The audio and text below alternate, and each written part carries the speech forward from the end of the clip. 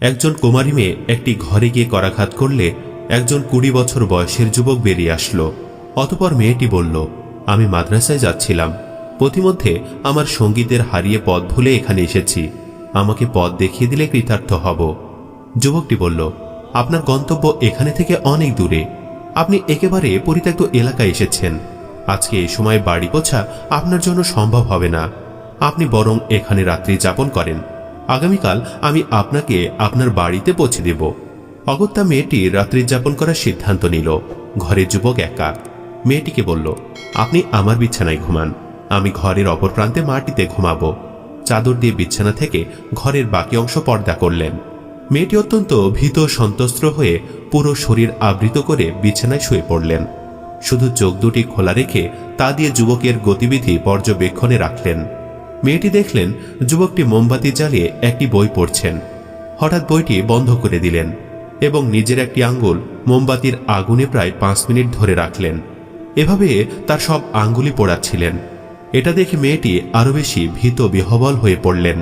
কোনো জিনের কবলে পড়ল কিনা এই সংশয়ে তার কান্না চলে আসলো, কিন্তু তার আক্রমণের ভয়ে জোরে কাঁদতে পারছে না। এভাবে উভয়েরই বিনিদ্র রজনী কেটে গেল। অতঃপর সকালে যুবকটি মেয়েটিকে তার বাড়িতে পৌঁছে দিল।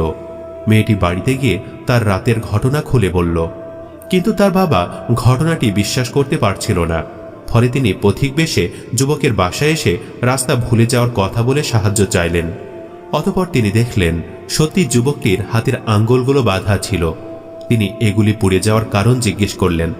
যুবক জবাবে বলেন, গতরাতে আমার বাড়িতে এক সুন্দরী মেয়ে আশ্রয় নিয়েছিল। একই ঘরে মেয়েটি আমার বিছানায় ঘুমানোর পর শয়তান আমার মনে কুমন্ত্রণা দিতে থাকে। ফলে পাপের পরিণাম জাহান্নামের শাস্তির বিষয়টি অন্তরে স্মরণ রাখতে আগুনে আঙ্গুল পুড়িয়েছি। আল্লাহর কসম, শয়তানের কুমন্ত্রণাটি যেন আগুনে আঙ্গুল পোড়ানোর চেয়েও শক্তিশালী ছিল।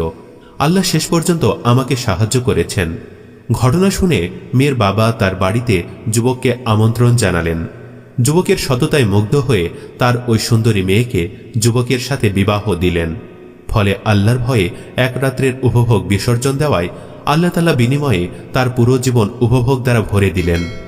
সত্যি আল্লাহর সন্তুষ্টির জন্য কোনো কিছু পরিত্যাগ করলে আল্লাহ তাআলা বিনিময়ে তার চেয়ে উৎকৃষ্টতর জিনিস দান করেন।